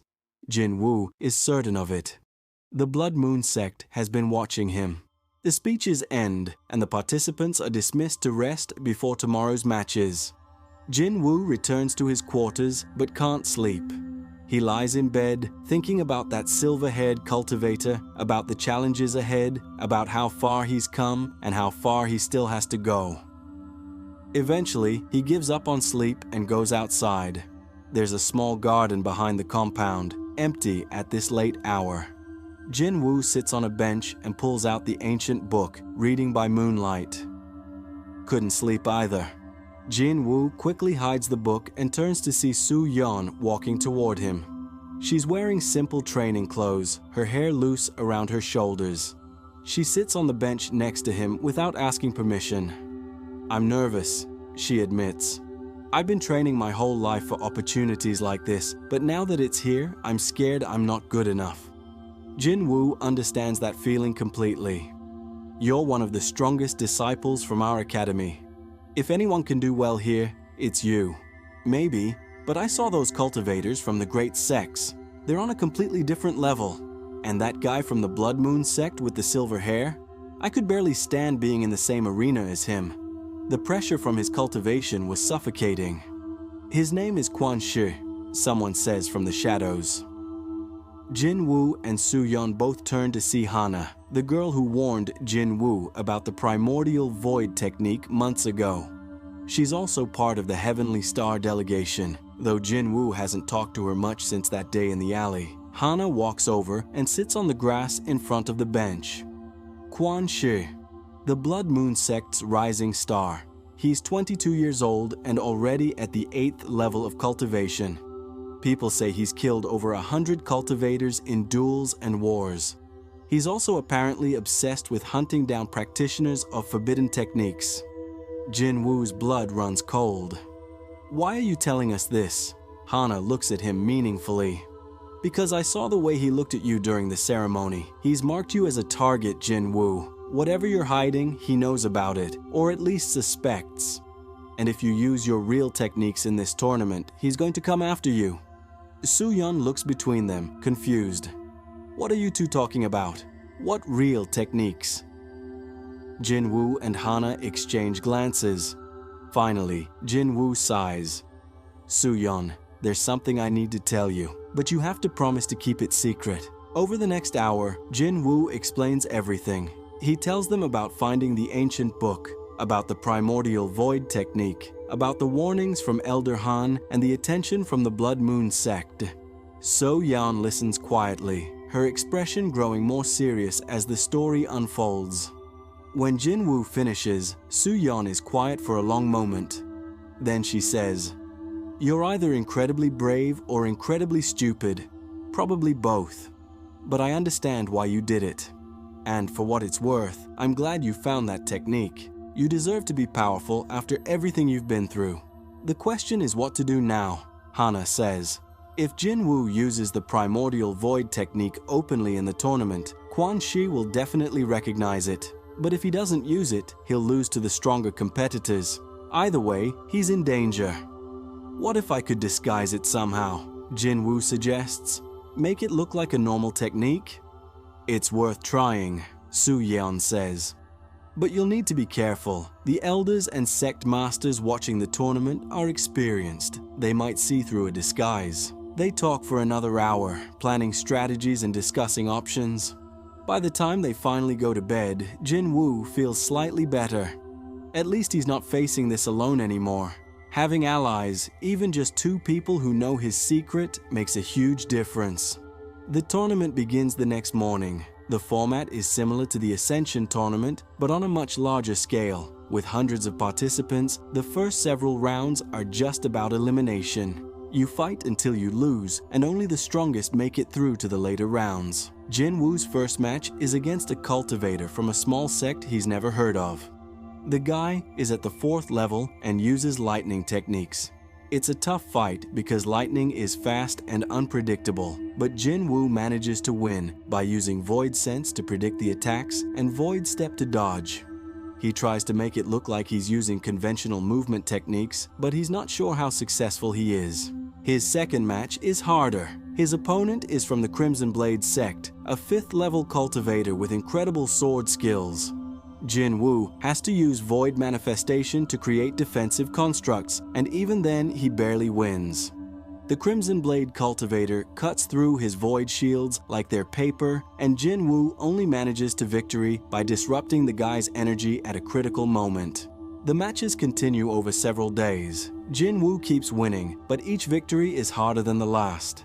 He's facing stronger and stronger opponents, cultivators who've dedicated their entire lives to martial arts and cultivation. Some of them come from ancient families with bloodline abilities that give them natural advantages. Others have trained under famous masters and learned secret techniques. Jin Woo advances to the 6th stage and a half of the Primordial Void Technique during a late-night training session. He's not quite at the 7th stage yet, but he's close. The void inside him has grown incredibly powerful, and he can feel it trying to consume his humanity with each passing day. He has to meditate for hours just to maintain his sense of self, to remember his parents back in the village, to hold on to his emotions and desires. After a week of preliminary matches, only 64 competitors remain. The tournament enters its final phase, with matches held in the main arena in front of the full audience. This is where things get serious. The competition is broadcast throughout the city using projection arrays, and millions of people are watching. Jin Woo's first main arena match is against a prodigy from the Jade Lotus sect. She's a beautiful young woman named Mei Lin who fights with ice techniques and illusions. The match is incredibly difficult because Jin Woo can never be sure what's real and what's fake. He has to rely entirely on void sense, using it to detect the flow of real spiritual energy versus the false energy of illusions. The fight lasts over 20 minutes, the longest match Jin Woo has ever had. The crowd is on the edge of their seats as Jin Woo and Mei Lin exchange attacks, neither one able to gain a decisive advantage. Finally, Jin Woo manages to trap her in a void domain, creating an area where her illusions don't work properly. He disrupts her cultivation and wins the match. The crowd erupts in applause. Jin Woo has just defeated a cultivator from one of the 5 great sects. Even though Jade Lotus sect is considered the weakest of the 5, it's still an incredible accomplishment. Jin Woo's name starts spreading through the audience. People want to know who this unknown cultivator from a small academy is, but winning also means Jin Woo has attracted even more attention. After the match, as he's leaving the arena, he's confronted by none other than Quan Shi, the silver-haired cultivator from the Blood Moon sect. Quan Shi blocks Jin Woo's path, standing with his arms crossed and that predatory smile on his face. Up close, he's even more intimidating. His silver hair seems to shimmer with its own light, and his eyes are a deep red color that looks almost inhuman. Jin Woo of Heavenly Star Academy, Quan Shi says. His voice is smooth and cold. I've been looking forward to meeting you. I don't think we have anything to talk about, Jin Woo says, trying to walk around him. Quan Shi moves to block him again. Oh, but we do. You see, I have a particular interest in forbidden cultivation techniques. It's a hobby of mine, hunting down those who practice them, and you, Jin Woo, are definitely practicing something forbidden. I don't know what you're talking about. Don't you? The way you move, the energy you use, the techniques you employ, they're all wrong for conventional cultivation, but they match perfectly with descriptions I've read of a certain ancient technique. A technique that was banned by the sects centuries ago. Jin Woo's heart is pounding, but he keeps his expression neutral. You're mistaken. Quan Shi laughs. Am I? Well, I suppose we'll find out soon enough. Because at the rate you're winning, we're going to face each other in this tournament. And when we do, I'm going to force you to use your full power. Then everyone will see what you really are. He walks away, leaving Jin Woo standing there with his blood running cold. This is exactly what Jin Woo was afraid of. Quan Shi is going to expose him in front of the entire cultivation world. And once that happens, Jin Woo will become a target for every sect that fears the Primordial Void Technique. Jin Woo returns to his quarters and immediately tells Su-yeon and Hana about the encounter. They're both worried, but they don't have any good solutions. You could withdraw from the tournament, Hana suggests. Leave before you have to face him. Running won't solve anything, Jin Woo says. If Quan Shi has already marked me as a target, he'll come after me whether I'm in the tournament or not. At least here, there are rules and observers. He can't just kill me without consequences. So what are you going to do? Su-yeon asks. Jin Woo thinks for a moment, then makes a decision. I'm going to win. I'm going to beat everyone in this tournament, including Quan Shi. And when I do, I'm going to prove that the Primordial Void Technique isn't something to be feared. It's just another path to power, no different from any other cultivation method. That's insane, Hana says. Quan Shi is at the 8th level. You're not even at the 5th level yet by conventional measurements. The Primordial Void Technique doesn't follow conventional measurements. I might be stronger than you think. The tournament continues. Jin Woo keeps winning, advancing through the rounds. 32 competitors, 16, 8. Each match is a brutal test of skill and power. Jin Woo faces cultivators with bloodline abilities, secret techniques, and years of experience. He wins some matches easily, others by the narrowest of margins, but he keeps winning. Soo-yeon also does well, making it to the top 16 before losing to a cultivator from the Crimson Blade sect. Jae-sung, the top disciple from Heavenly Star Academy, makes it to the top 8 before being eliminated by Kwon-shi in a match that lasts less than a minute. Kwon-shi is absolutely dominant, crushing his opponents with overwhelming power. It's clear he's on a completely different level from everyone else. Finally, the tournament reaches the semi-finals. 4 competitors remain: Jin Woo, Kwon-shi, a cultivator from the Azure Sky sect named Chen Long, and a cultivator from the Crimson Blade sect named Hong Mei. Jin Woo's semi-final match is against Chen Long. He's a 7th level cultivator who specializes in lightning techniques and is incredibly fast. The match is held in the main arena in front of the largest crowd yet. Sect patriarchs and city officials fill the luxury boxes. The atmosphere is electric with anticipation. The match begins, and Chen Long immediately goes on the offensive. Lightning crackles around his body as he attacks with blinding speed, his movements almost faster than Jin Woo can track. Jin Woo has to use every technique he knows to keep up. Void Step to dodge, Void Sense to predict attacks, Void Manifestation to create shields and weapons. But it's not enough. Chen Long is simply too fast and too powerful. His lightning techniques overwhelm Jin Woo's defenses, and soon Jin Woo is covered in burns and injuries.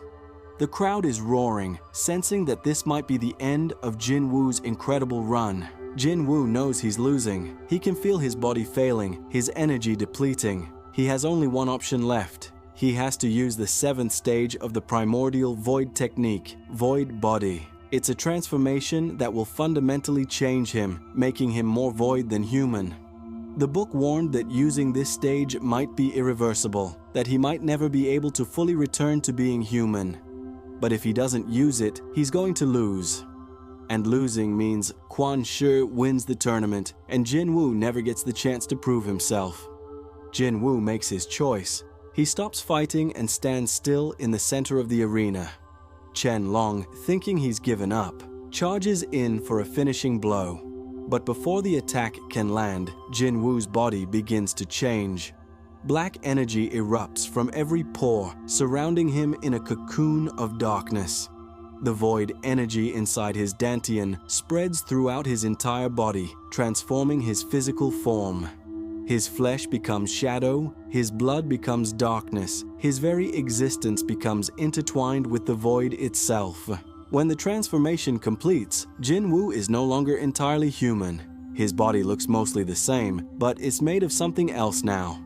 Something beyond flesh and bone.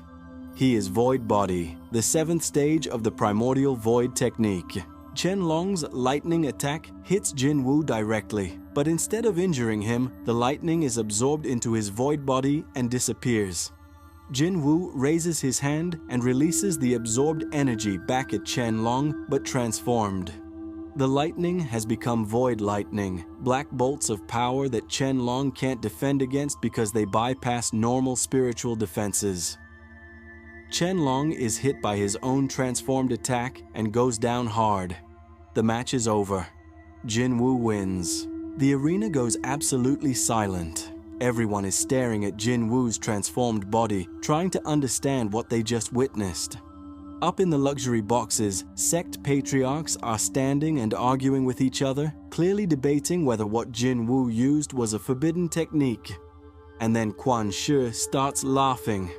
The sound echoes through the silent arena, cold and mocking. He stands up from where he was watching in the competitor's box and points at Jin Woo. "There it is," Kwon-shi shouts. "The Primordial Void Technique. This cultivator is practicing a forbidden art. He should be disqualified immediately and arrested." Chaos erupts. Sect leaders start shouting, some agreeing with Kwon-shi, others arguing that Jin Woo should be allowed to continue. The tournament officials are scrambling, not sure what to do. The crowd is in an uproar, some people cheering for Jin Woo, others calling for his arrest. Jin Woo stands in the center of the arena, his void body still active, and realizes that his life has just changed forever. There's no going back now. Everyone knows what he is. Everyone knows what he's been hiding. But instead of feeling afraid, Jin Woo feels liberated. He's tired of hiding, tired of being afraid. If the world wants to see what the Primordial Void Technique can really do, then he'll show them. He looks up at Quan Shi and speaks loud enough for everyone to hear. You wanted to expose me? Fine, you succeeded. But now you have to face me, and I promise you, you're going to regret it. The arena erupts again, even louder than before. The officials eventually restore order and make a ruling. After consulting with the sect patriarchs, they decide to let Jin Woo continue in the tournament. The reasoning is that while the Primordial Void Technique was banned centuries ago, there's no evidence that Jin Woo has harmed anyone or used it for evil purposes. He'll be allowed to finish the tournament, but afterward, he'll have to appear before the Sect Alliance Council to answer questions about his cultivation method. Jin Woo accepts these terms. He has no choice really, but at least he gets to face Quan Shi in the finals. The final match is scheduled for 3 days later, giving both competitors time to rest and prepare. Jin Woo spends those 3 days in seclusion, meditating and trying to fully master his void body form. He discovers that he can switch between his human form and void form at will now, though staying in void form for too long makes him feel disconnected from his humanity. Soo-yeon and Hana visit him during this time, offering support and encouragement. They're worried about him, but they also believe in him. Jin Woo is grateful for their friendship. It reminds him why he's fighting, why he can't let the void consume him completely. The day of the final match arrives. The Colosseum is packed beyond capacity, with people standing in the aisles and sitting on the walls just to see this historic fight. The atmosphere is tense and electric. Everyone knows they're about to witness something unprecedented. Jin Woo and Quan Shi enter the arena from opposite sides. They walk toward the center and face each other across the marked fighting circle. Up close, Jin Woo can feel the immense power radiating from Quan Shi. The silver-haired cultivator is smiling that predatory smile, clearly confident in his victory. I'm going to enjoy this, Quan Shi says. Destroying practitioners of forbidden techniques is my favorite pastime. I'm not going to be destroyed that easily, Jin Woo replies. We'll see. The tournament official raises his hand, ready to signal the start of the match. The entire arena holds its breath. This is it. The moment everything has been building toward. A practitioner of the forbidden Primordial Void Technique versus a rising star of the Blood Moon sect. The official's hand drops. Begin. Quan Shi doesn't waste a second. He immediately unleashes his full power, and Jin Woo understands why he's considered the favorite to win the entire tournament. Quan Shi's cultivation base explodes outward, spiritual energy so dense it becomes visible as a crimson aura. He attacks with a technique called Blood Moon Descent, creating a massive construct of condensed blood energy that crashes down toward Jin Woo like a falling mountain. Jin Woo transforms into his void body form and activates void domain simultaneously. The area around him becomes his territory, and within it, he has absolute control. The Blood Moon Descent hits the edge of his domain and stops, unable to penetrate. Jin Woo then uses Void Manifestation on a massive scale, creating dozens of void constructs that attack Quan Shi from every direction. But Quan Shi is ready for this. His blood energy forms a rotating shield that deflects the void constructs. He then counters with Blood Moon Blade, creating weapons made of solidified blood that can cut through almost anything. The blades slice through Jin Woo's void constructs like they're made of paper. The two cultivators clash in the center of the arena, their energies colliding with such force that the ground cracks beneath them. Void versus blood, darkness versus crimson light. The spectators can barely follow what's happening because both fighters are moving at incredible speeds. Jin Woo realizes quickly that Quan Shi is stronger than him in terms of raw power. An 8th level cultivator simply has more spiritual energy than someone at Jin Woo's level. But the Primordial Void Technique gives Jin Woo advantages that Quan Shi can't match.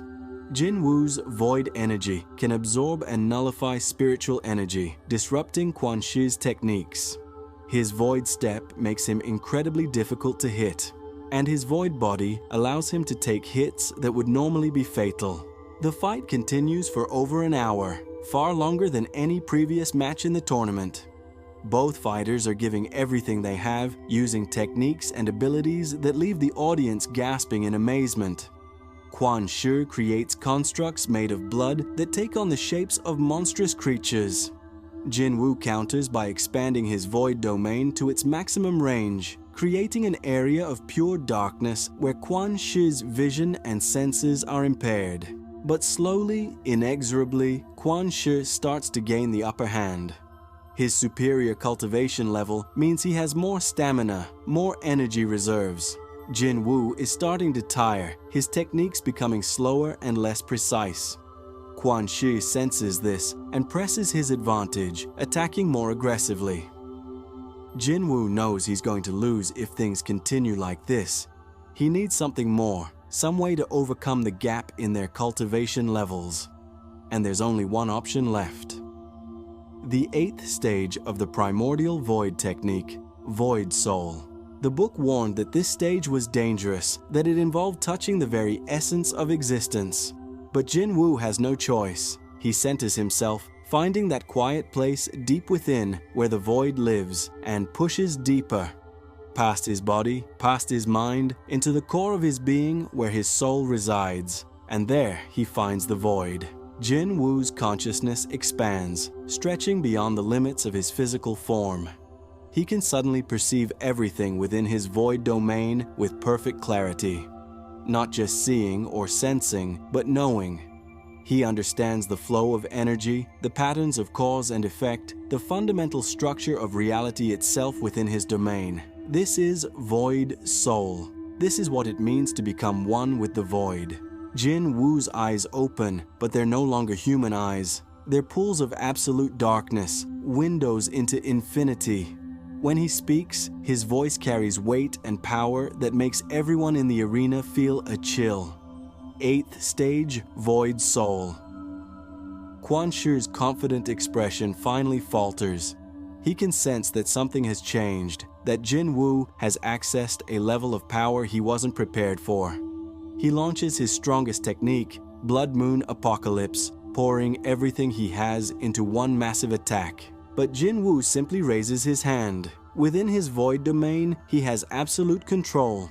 He doesn't block the attack or deflect it, he simply erases it. The blood energy dissipates into nothing, absorbed into the void and cease to exist. Quan Shi stares in disbelief. That's impossible. You can't just erase spiritual energy. The void can erase anything, Jin Woo says. His voice sounds distant, like it's coming from very far away. Because the void is nothing, and nothing is eternal. All energy returns to the void eventually. I've just made it happen faster. Jin Woo walks forward, and Quan Shi instinctively backs away. For the first time in the entire tournament, the Blood Moon Sect's rising star looks afraid. He tries to attack again, but every technique he uses simply disappears when it enters Jin Woo's domain. Finally, Jin Woo is standing right in front of Quan Shi. He reaches out and touches Quan Shi's chest with one finger. Void energy flows into Quan Shi's body, and this time it's not just disrupting his cultivation. It's completely shutting it down, severing his connection to spiritual energy temporarily. Quan Shi collapses to his knees, gasping for breath. He tries to stand, tries to fight back, but his body won't respond. His cultivation has been completely suppressed. The match is over. Jin Woo has won. The arena is completely silent for a long moment. Then someone starts clapping. Then another person. Then the entire crowd erupts in thunderous applause. They've just witnessed something incredible, a complete unknown defeating the favorite to win the tournament using a forbidden technique that most of them had never even heard of until a few days ago. Jin Woo releases his void soul state and returns to his normal form. The transformation leaves him exhausted, barely able to stand, but he's won. Against all odds, he's actually won the Rising Dragon tournament. Officials rush onto the arena floor. Some go to check on Quan Shi, who's still on his knees and glaring at Jin Woo with pure hatred in his eyes. Others approach Jin Woo, ready to escort him to the award ceremony. But before that can happen, something unexpected occurs. A ripple of power washes over the entire Colosseum, so intense that it makes everyone freeze. Then a figure appears in the air above the arena, materializing out of nothing. It's an old man with long white hair and beard, wearing robes that shimmer with power. The aura emanating from him is beyond anything Jin Woo has felt before. This is a true master, someone at the 9th level or possibly even higher. "I am Patriarch 1, leader of the 5-sect alliance," the old man announces. His voice carries to every corner of the Colosseum effortlessly. "Jin Woo, step forward." Jin Woo walks to the center of the arena, his heart pounding. He has no idea what's about to happen. Is he going to be arrested? Executed for using a forbidden technique? Patriarch 1 descends until he's standing in front of Jin Woo. He studies Jin Woo with ancient eyes that seem to see right through him, understanding everything about the Primordial Void Technique and what it means. Finally, the Patriarch speaks. "The technique you practice was banned centuries ago by my predecessors. They feared it because they didn't understand it. But I have studied the old texts, and I understand the truth. The Primordial Void Technique is not evil. It is simply different. Dangerous, yes, but no more so than many other advanced cultivation methods." He pauses, letting his words sink in. "However, I cannot simply overturn a ban that has stood for so long without consequences. So I'm going to make you an offer, Jin Woo. Join the 5-sect alliance as my personal disciple. I will teach you how to fully master your technique without losing your humanity. In exchange, you will serve the alliance and help us understand the Primordial Void Technique so that future practitioners can learn from your example. What do you say?" Jin Woo can barely believe what he's hearing. The leader of the 5-sect alliance wants to take him as a personal disciple? This is beyond anything he ever dreamed of. It's a path not just to power, but to legitimacy, to acceptance. But there's something that bothers him. "What if I refuse?" Patriarch 1 smiles slightly. "Then the ban remains in effect, and you will be branded a heretic. You'll spend the rest of your life running from sect enforcers who want to eliminate you for practicing a forbidden technique. Is that really what you want?" Jin Woo thinks about his parents back in the village, about Su Yan and Hana and all the people who've supported him, about the journey he's been on and where he wants to go from here. The choice is obvious. "I accept," Jin Woo says. The crowd erupts in cheers once again. Patriarch 1 nods, satisfied. Then it's decided. Jin Woo, former outer disciple of Heavenly Star Academy, you are now a core disciple of the 5-sect alliance and my personal student. Your journey has only just begun. And with those words, Jin Woo's life changes completely. He's gone from the weakest student who everyone mocked to one of the most powerful young cultivators on the continent. He's proven that the Primordial Void Technique isn't something to fear, but something to respect and understand. But he also knows this is just the beginning. Being the personal disciple of Patriarch 1 means new responsibilities, new challenges, and new enemies. Quan Shi is still glaring at him from across the arena, clearly planning revenge. The other great sects will be watching him closely, some with suspicion and others with envy. And somewhere out there are practitioners of other forbidden techniques, people like him who've been hiding in the shadows. Jin Woo will have to navigate all of that while continuing his journey to master the Primordial Void Technique. He still hasn't reached the 9th stage, the ultimate transformation called becoming the Primordial. According to the book, that final stage will make him something beyond human, something eternal. But for now, Jin Woo is content. He's come so far from that lonely kid in the corner of the training grounds. He's found power, allies, and purpose. And most importantly, he's proven to himself and the world that being weak isn't permanent. With determination, courage, and maybe a little bit of ancient forbidden knowledge, anyone can rise to greatness. The award ceremony happens later that evening. Jin Woo is presented with prizes and resources beyond his wildest dreams. Spirit stones, rare cultivation materials, ancient texts. But the greatest prize is simply being recognized, being seen as someone powerful and important instead of invisible. After the ceremony, Jin Woo finds Soo-yeon and Hana waiting for him outside the Colosseum. They both rush up and hug him, congratulating him on his incredible victory. "You did it," Soo-yeon says, tears in her eyes. "You actually did it." "We knew you would," Hana adds. "Well, I hoped you would. Okay, I was terrified you were going to get killed, but you won." Jin Woo laughs, and it feels good to laugh with friends, to enjoy this moment of triumph before the challenges of tomorrow begin. He knows his life is going to be complicated from now on. Being Patriarch 1's disciple means he'll be thrust into the politics and conflicts of the cultivation world. But he's ready for that. He's not the scared, weak kid anymore. That night, Jin Woo returns to his quarters one last time. Tomorrow, he'll be leaving with Patriarch 1 to begin his new life. But tonight, he takes out the ancient book and reads through it one more time. The final page contains a message that he's read before but never fully understood until now. The void is not the end, it is the beginning. When you have emptied yourself completely, you will find that you contain everything. This is the true secret of the Primordial Void Technique. Not to become nothing, but to become infinite. Jin Woo closes the book and looks out the window at the night sky, at the stars shining in the darkness.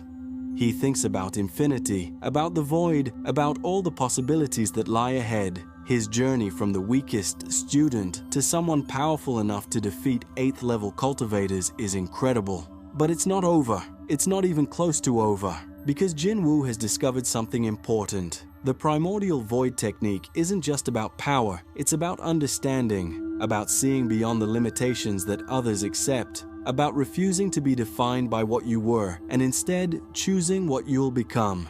And Jin Woo is going to become something amazing, something the cultivation world has never seen before. The ancient power that was lost for centuries has returned. And this time, it's in the hands of someone who won't use it to destroy, but to protect. Someone who remembers what it was like to be weak and will never forget that lesson.